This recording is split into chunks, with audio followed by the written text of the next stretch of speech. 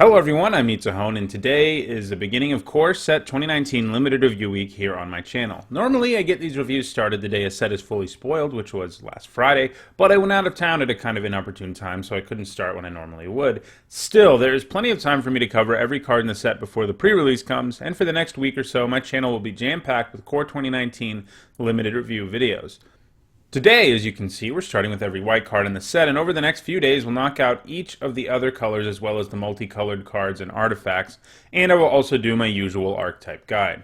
To explain how good I think each of these cards will be in this new format, I use a letter grade system. If you want details on this system, you can find a video in the description below that explains exactly what each of these grades means. One big caveat to remember is these are my expectations before actually playing with these cards. In this format anyway, there are lots of reprints in this set, so my limited review is not going to be perfect. Nobody's is. I normally am wrong about around 10% of the cards in every set that I review. Now, let's get started with our first white card. First up, we have Aegis of the Heavens, which for one generic and one white is an uncommon instant that says target creature gets +1/+7 until end of turn. This combat trait gives a pretty interesting stats boost. +1/+7 will almost assuredly let your creature survive combat or damage from a damage-based removal spell, and in some cases it will turn a situation that looks profitable for your opponent into one that isn't so profitable for them. But it is still a trick, and not the flexible kind that can guarantee it saves your creature in a pinch, since removal spells still take it down. I think this is a good trick, but a good trick isn't worth a high pick. It is just sort of a middling card that you will cut from your deck sometimes. But if you have 15 or more creatures, I think this is a solid card to have in there, and I'm going to give it a C. Next, we have Aether Shield Artificer, which for 3 generic and a white is a 3/3 Dwarf Artificer at uncommon, and it says, at the beginning of combat on your turn, target artifact creature you control gets +2/+2 and gains indestructible until end of turn. So white has a theme of artifacts in this set. That's not something we've seen a lot of, but it is something we're seeing here. This is the kind of card that needs a build-around grade because of the fact that it really wants you to have artifact creatures. In your average limited deck, she's just going to be a 4-mana 3/3, and that's not so good on the vanilla test. In other words, you expect better stats for 4 mana. It does have a very powerful ability, but it's very narrow. White has a lot of artifact payoffs in this set, which I like. Blue-white is going to be a color pair that is all about artifacts, but the ability here, while very strong, is incredibly narrow. It just isn't just artifact synergy that it's giving you. You have to have artifact creatures, and there are a grand total of 7 artifact creatures and cards that make Thopter tokens at common and uncommon. So how often will you get this trigger going? Not super often. However, the ceiling on this can be pretty absurd. Even if you just have like 5 artifact creatures, this makes one of them into a threat every single turn and basically gives you a free attack. So this has a very high ceiling. I'm just not sure how often it can get you there. Basically, this is probably a D in your typical limited deck. If you find yourself with tons of Thopter tokens and such, though, this can become kind of insane. I just don't see it happening enough to make this the kind of high-risk, high-reward first pick that it looks like it could be. I think it has a ceiling of a B, but I think it will be challenging to get it that high. I think in most decks there will be like 3 artifact creatures, in which case it's probably more like a C or a C+. Next we have Ajani, Adversary of Tyrants, which for 2 generic and 2 white is a legendary planeswalker Ajani at Mythic Rare. It has 4 loyalty when it comes into play. It has a +1 that says put a +1/+1 counter on each of up to 2 target creatures. A -2 that says return target creature card with converted mana cost 2 or less from your graveyard to the battlefield. And its ultimate is a -7 that gives you an emblem with, at the beginning of your end step, create 3 1/1 white cat creature tokens with lifelink. This is a very good planeswalker, but it isn't one of those overpowered types that just wins the game on the spot, which I do think is actually a good thing for limited. He can sort of protect himself, either by making a creature or creatures you have better blockers, or by bringing back a small creature from your graveyard. And his ultimate isn't the kind that completely ends the game, not immediately anyway, but over time getting 3 1/1s with lifelink every turn will kill your opponent, unless they were already insanely ahead. So this Ajani is very good, but not quite A-level for me. He doesn't come with removal, and it's hard to give a walker who doesn't have a removal ability and like a card advantage ability or one or the other an A in a lot of cases. He does ask you to have something of a board state to really be at his best, but he's still great, and you first pick him still in 99% of packs. He's really close to that A level. I'm giving him a B+. Next, we have Ajani's Last Stand, which for 2 generic and 2 white is a rare enchantment that says, whenever a creature or planeswalker you control dies, you may sacrifice Ajani's Last Stand. If you do, create a 4/4 white avatar creature token with flying. It also says, when a spell or ability an opponent controls causes you to discard this card, if you control a planes, create a 4/4 white avatar creature token with flying. This is an interesting card. It basically amounts to being a 4-mana 4/4 angel with flying that makes you give up a creature. That's not a terrible deal, but it isn't one I'm ultra excited about either. It does get better in the green-white enchantments deck and in any deck that can make creature tokens, because then you aren't really giving up anything for the 4/4. The last line of text on it is powerful for other formats, but not so relevant in limited, though there are a few cards that people will probably be mainboarding that do make you discard cards, and when you get to do that, it will be ridiculous, but it's not going to happen super often. If I were grading a 4-mana 4/4 angel that made you give up a creature one way or another, I would probably give it something like a C+, and I think that's basically where this caps out here. Sure, sometimes you'll get to like do crazy things with it if your opponent makes you discard it, or if you're in green-white, which is the enchantment deck, but I think most of the time this card is just going to be like serviceable, a pretty solid card, but not one you really want to be first picking, and that's why I think it is a C+. Next, we have another Ajani card, Ajani's Pridemate, which for 1 generic and a white is a creature cat soldier at uncommon. It's a 2/2, and it says whenever you gain life, you may put a +1/+1 counter on Ajani's Pridemate. So another theme that white has, in addition to the artifact thing, is life gain. Most frequently when paired with black, that deck will be interested in life gain, and this is one of those big build-arounds for that deck. He does benefit from having a reasonable ceiling as a 2-mana 2/2. If your deck can get a few cards with life gain in it, he will more than pull his weight. And if your deck has a ton of life gain, he can get pretty insane. I'm going to give him sort of a C as sort of his base grade, but he has a pretty high ceiling, probably one that's all the way up to a B. I think in some weak packs, taking Ajani's Pridemate isn't the worst plan, because of the fact that he has such a high ceiling and such a reasonable floor. I mean, it's really going to be sad if you get him and don't get any life gain, but it's not like he's unplayable if you don't, which is true of a lot of build-arounds. In this case, you're just, you have a mediocre creature. Next, another Ajani card, we have Ajani's Welcome, which for 1 white mana is an uncommon enchantment, and it says whenever a creature enters the battlefield under your control, you gain 1 life.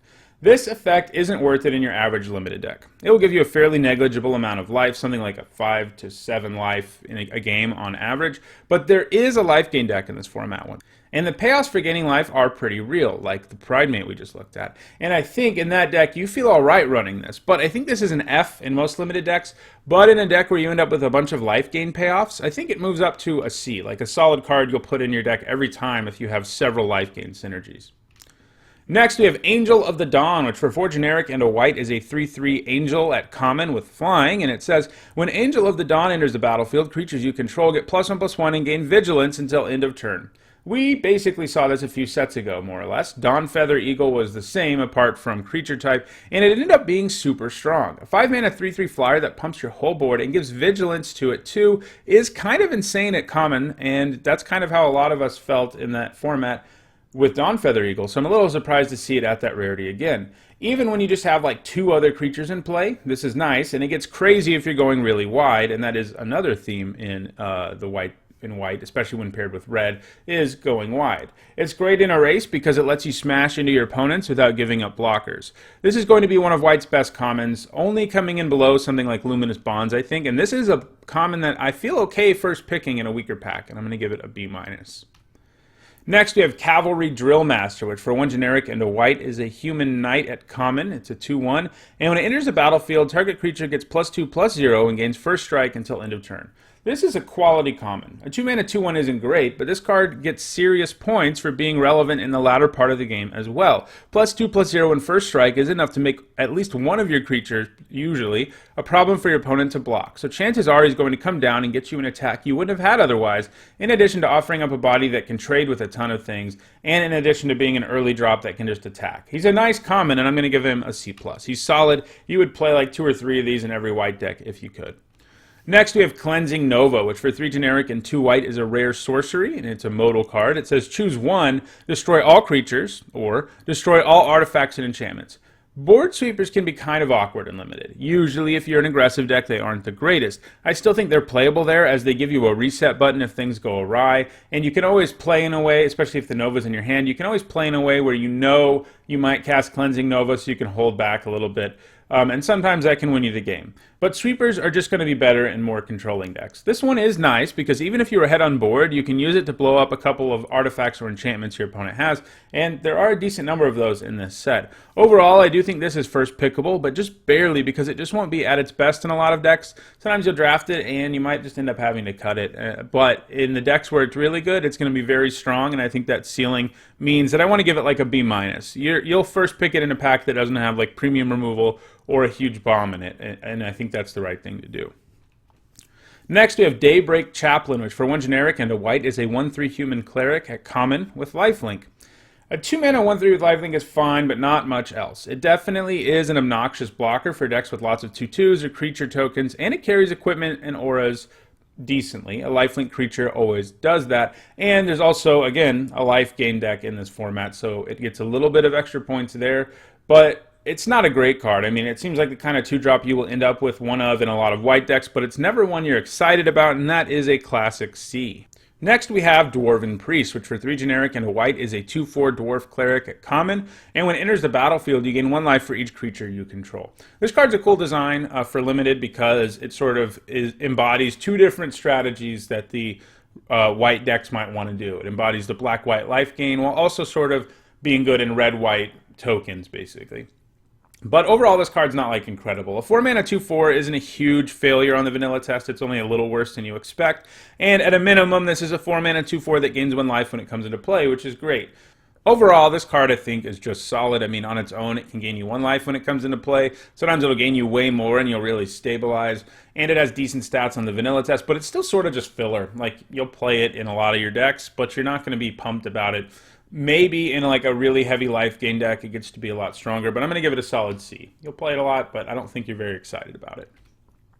Next, we have Gallant Cavalry, which for 3 generic and a white is a human knight at common. It's a 2/2 with vigilance, and when it enters the battlefield, you can create a 2/2 white knight creature token with vigilance. This is a lot like a card that we just saw in Dominaria, called the Cavalry, which was a sorcery for 4 that made 2 2/2 knights with vigilance. 4 mana for 4/4 worth of stats with vigilance is good, and as a result, that card was one of white's best commons in the set. I actually think this is even better for a few reasons. For one thing, since this is a creature, you can get it back from your graveyard, and there are a few ways to do that in this set, especially in black, and that means you can get the trigger all over again. It also works well with effects like Unnatural Endurance, which lets you get another Into the Battlefield trigger out of it. This card is very good, the kind of common that can really help you at any stage. If you're ahead, it puts a ton of pressure on your opponent. If you're at parity, you get 2 bodies with 1 card, and if you're behind, it at least buys you time with some decent blocks. I'm pretty high on this card overall, and willing to say it is a first pickable common for white, and I'm going to give it a B-. Next, we have Herald of Faith, which for 3 generic and 2 white is a 4/3 uncommon angel. It has flying, and when it attacks, you gain 2 life. A 5-mana 4/3 flyer is already knocking on the door of the lower B range. Adding in the fact that it gains you 2 life each time it attacks puts it firmly in there, especially because, again, there is a deck in this format that cares about gaining life. I'm going to give this a solid B. I think it's one of white's best uncommons in the set. Next, we have Hieromancer's Cage, which for 3 generic and a white is an uncommon enchantment, and when it enters the battlefield, exile target non-land permanent and opponent controls until Hieromancer's Cage leaves the battlefield.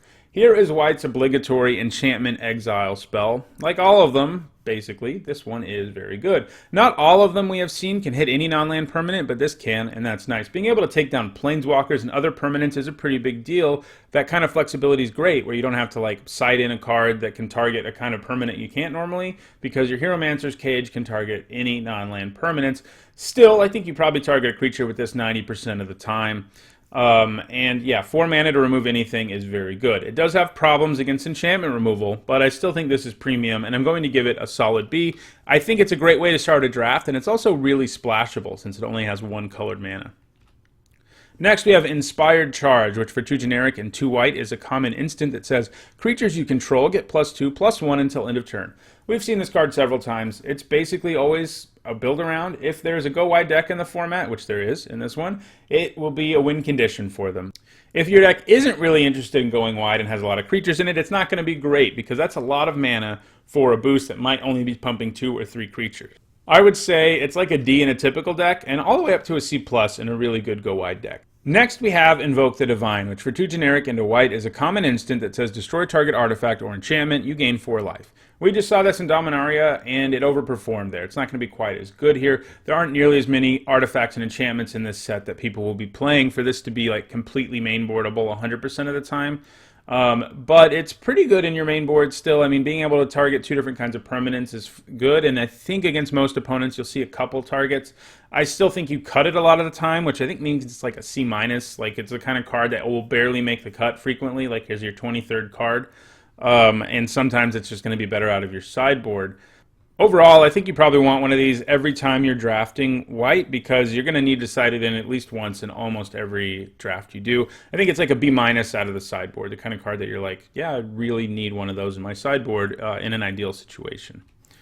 Next, we have Isolate, which for 1 white mana is a rare instant that says exile target permanent with converted mana cost 1. This is going to have ramifications for constructed non-rotating formats, but it's awful in limited. You will encounter plenty of people with 0 targets for this card, and most people won't have more than 1 or 2, so there's basically no way you should run this. It's an F. Next, we have Knight of the Tusk, which for 4 generic and 2 white is a 3/7 human knight at common, and it has Vigilance. This has some huge stats. This is the kind of thing you want to have Vigilance on too, because there will be board states where your opponent just can't block it effectively and has to take 3, and then they have to deal with it as a blocker too, and they can't really attack through it. Still, it isn't exactly something you jump for joy for. It isn't as impactful as most 6-drops you want to play, though it does a good job of gumming up the ground. I think it's a C-. You'll play it frequently in white, but not all the time.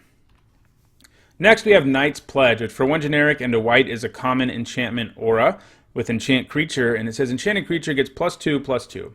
So this is a decently efficient stats boost, but it's still an aura, and I don't like auras a ton in most formats because of the fact that it opens you up to card disadvantage, basically. If your opponent kills your creature that has this on it, you have a very high probability of losing the game because they just 2-for-1 you. Still, if they don't, you have a better chance, a really good chance of killing them. It's a very swingy sort of card. I think you'll run this in a decent number of very aggressive decks, but I don't think you run it really anywhere else.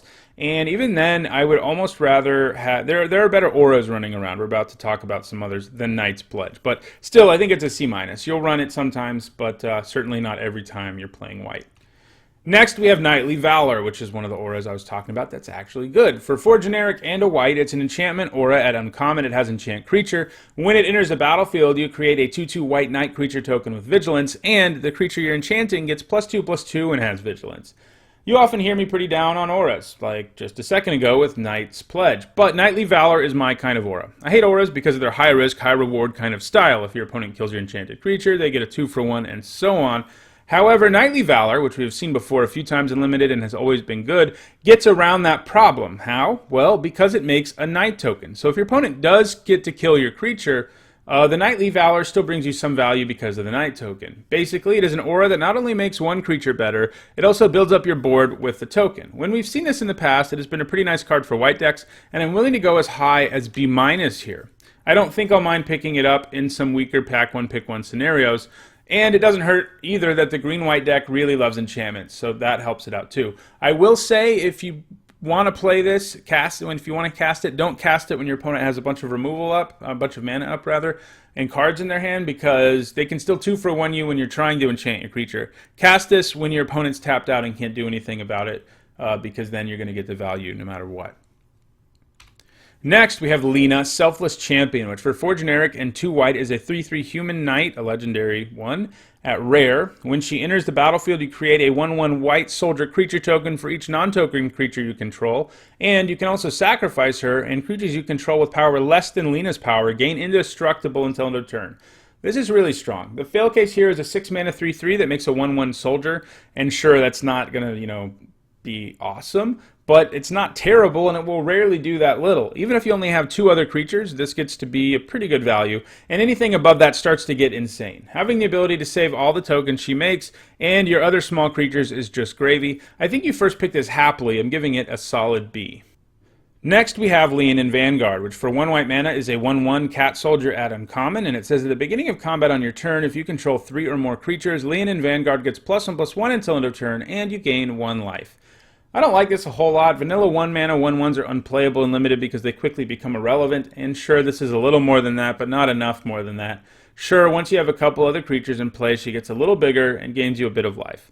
Again, this is a card that sort of points out, look, black-white wants to gain life and it wants to go wide, which I think is cool design-wise, but I don't really see her doing enough in either of those decks in most cases. She will be at her best in a more aggressive deck than she will be in the life gain deck, but she's not special at all. I think she's a D. I think in most cases you just don't run her. Next, we have Lien and Warleader, which for 2 generic and 2 white is a 4/4 cat soldier at rare. When it attacks, you create 2 1/1 white cat creature tokens with lifelink that are tapped and attacking. This is a cat I can get behind. A 4-mana 4/4 is already good on the vanilla test, but this is basically a 4-mana 6/6. If your opponents can't deal with the Warleader relatively quickly, it will completely snowball and crush them. One nice thing is, even if the 2/1/1s are kind of irrelevant on the board and can just be chump blocked, they still gain you life, and that's a nice ability to add to those tokens. This is a solid B. I think you first pick it in most packs. Next, we have Loxodon Linebreaker, which for 2 generic and a white is a common creature, an elephant soldier, and it's a 3/2, and that's it. This is a vanilla creature with mediocre stats. That's kind of the classic definition of a D. You'll play this in a world where you can't seem to find yourself enough playables or enough creatures, but in an ideal world, you're never playing it, and I'm going to give it a D+. Next, we have Luminous Bonds, which for 2 generic and a white is an enchantment aura at common. It's an enchant creature, and it says enchanted creature can't attack or block. Just like last time we saw it, Bonds is premium removal and one of the best commons in the set. You'll take it over the bulk of cards you'll see in most pack 1 pick 1 scenarios, and I'm going to give it a B-.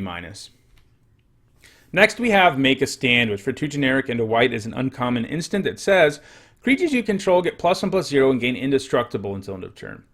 Last time we saw this, it wasn't overly impressive. It does have some nice dual value in that it can be great if you were attacking with a bunch of creatures or blocking with a bunch of creatures thanks to the indestructibility. You can also use it to keep your guy or guys alive from a removal spell because of the indestructibility.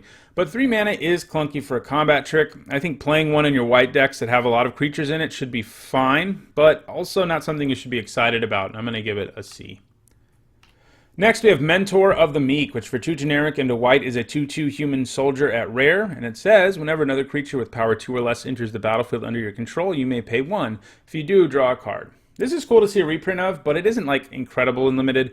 You don't really want a deck with a bunch of 2 power or less creatures in limited. That's a good way to get owned because your board needs to progressively get bigger in your typical game of limited. Now, I'm not saying the Mentor will never work out. Sometimes it will because you can make a lot of creature tokens or whatever. But I don't think I would first pick it, though it does have a high ceiling. I think it's like a D in your typical limited deck. Maybe you'll draw a card or 2 off of it, but sometimes you just won't draw any and it'll be a 3-mana 2/2. But in a deck that really gets there, you know, it probably moves up to a C+. I just don't see running tons of creatures with power 2 or less. I guess if you're like a super heavy token deck, like if you played like Lina with this, that would be kind of insane. Of course, she already costs 6 mana. But if you have a lot of ways of making tokens, it does get better. But, you know, maybe its ceiling is a little closer to B than I'm giving it credit for, but building around it just isn't that easy. You don't want your deck to be composed entirely of 2 power creatures. Next, we have Mighty Leap, which for 1 generic and a white is an instant at common, and it says target creature gets +2/+2 and gains flying until end of turn. Seen this one a lot, and it's always a playable combat trick that offers a bit of upside because sometimes it can just end the game for you out of nowhere.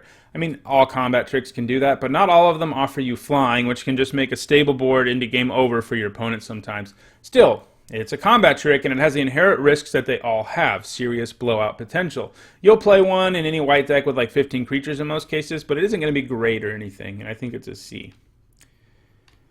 Next, we have Militia Bugler, who for 2 generic and a white is a 2/3 human soldier at uncommon. He's got vigilance, and when he enters the battlefield, you look at the top 4 cards of your library. You can reveal a creature with power 2 or less from among them and put it into your hand, and put the rest on the bottom of your library in a random order. So white has a little bit of a sub-theme of power 2 or less. We saw that with Mentor of the Meek. We're seeing it with the Bugler.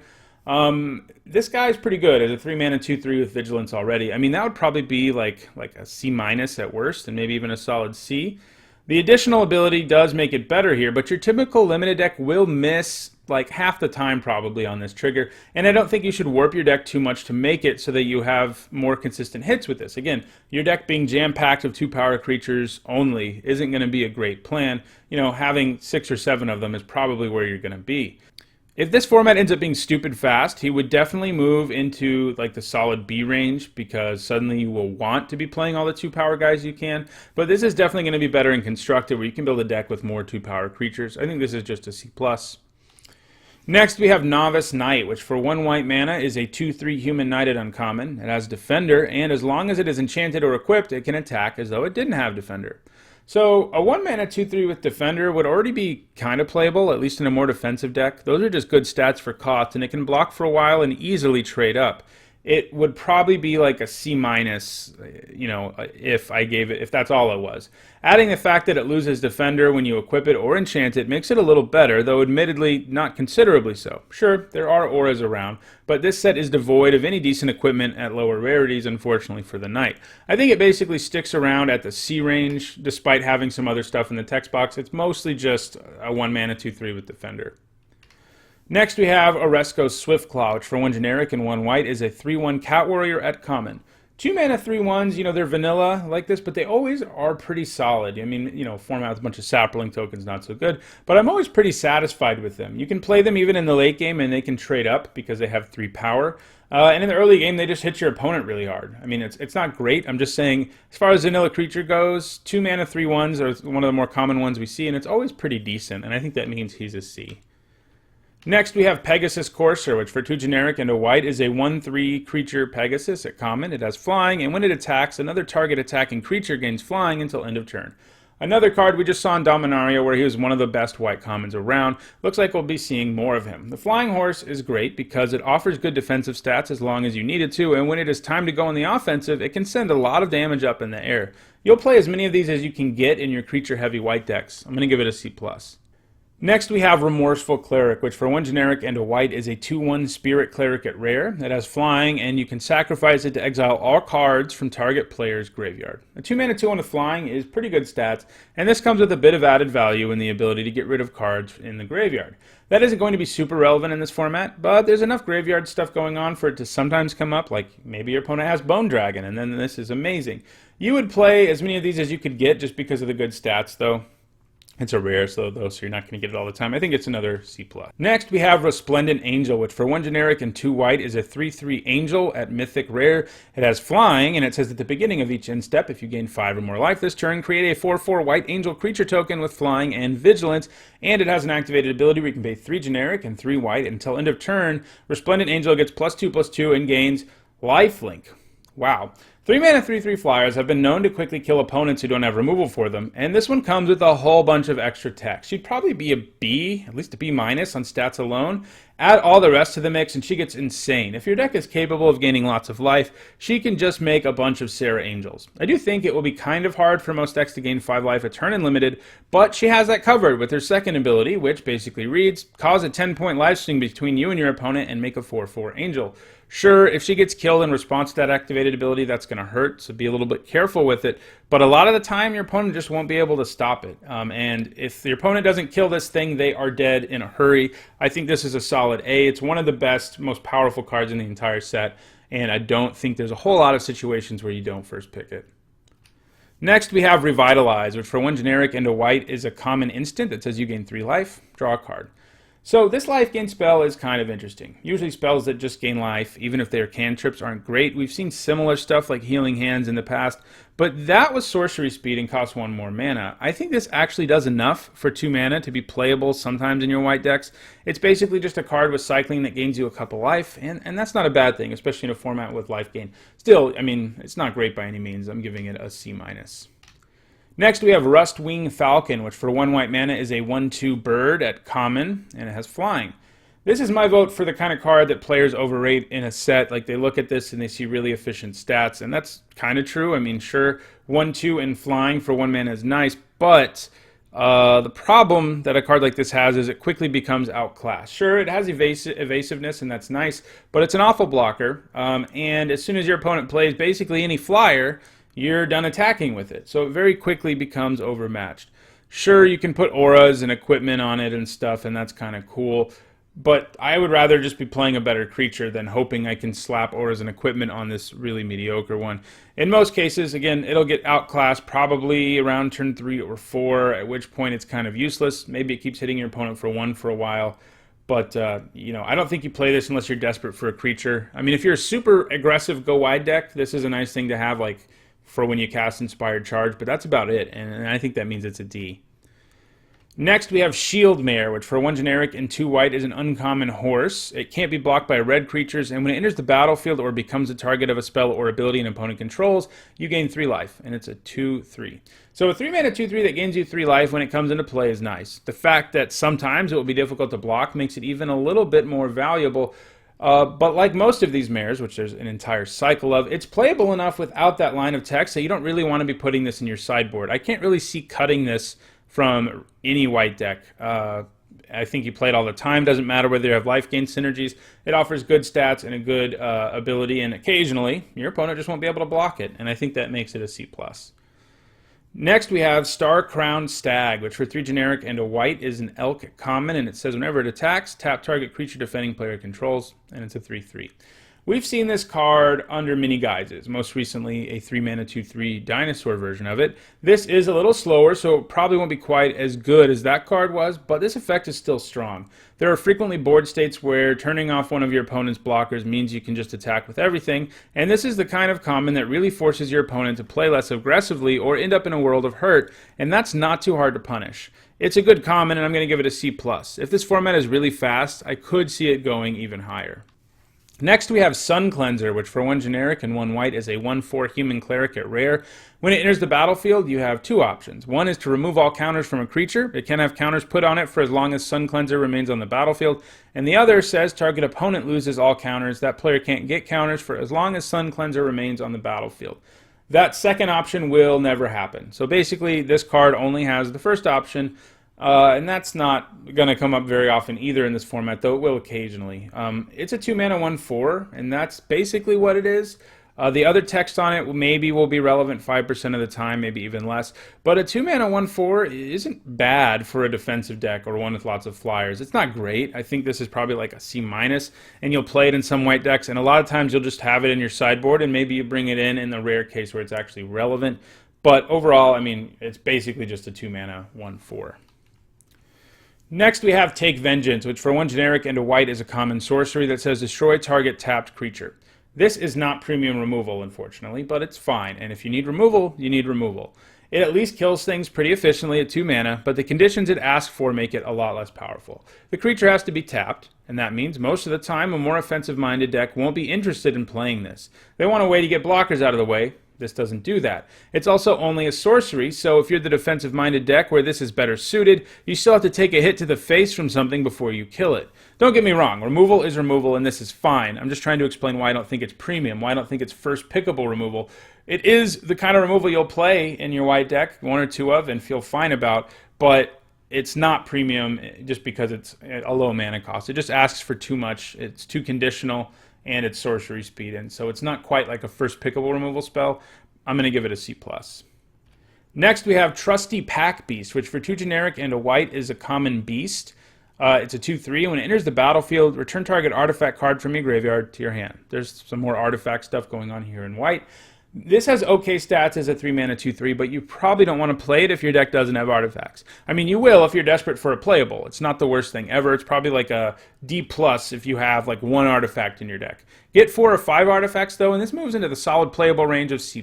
Getting back artifact creatures, especially, is a powerful ability to have. Our last card we're looking at is Valiant Knight, which for 3 generic and a white is a 3/4 human knight at rare. It's a Knight Lord, meaning it pumps all your knights +1/+1, and it has an activated ability for 3 generic and 2 white, and that says knights you control gain double strike until end of turn. So on its own, this is a 4-mana 3/4 that can give itself double strike for 5 mana, and that's probably like a C+. I mean, that's a pretty clunky way to give something double strike, but it's not a bad mana sink to have in the late game. Makes this hard to block, makes it hit really hard. But if you add some knights to the mix, which isn't too hard if you did notice, there's a decent number of knights in this format, it gets considerably better, probably all the way up to a B. Giving your whole board or a bunch of your board double strike is way better, and obviously pumping your whole board is also really, really good.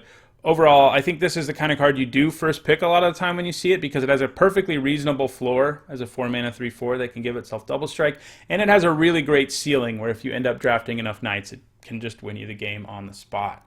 So that's the last white card in Core Set 2019. Tomorrow I'll be back with blue. If you enjoyed this video, don't forget to like it and share it so others can enjoy it too. Don't forget to subscribe to catch the rest of my limited review, and I'll be back tomorrow, again, talking about blue. Thanks for watching.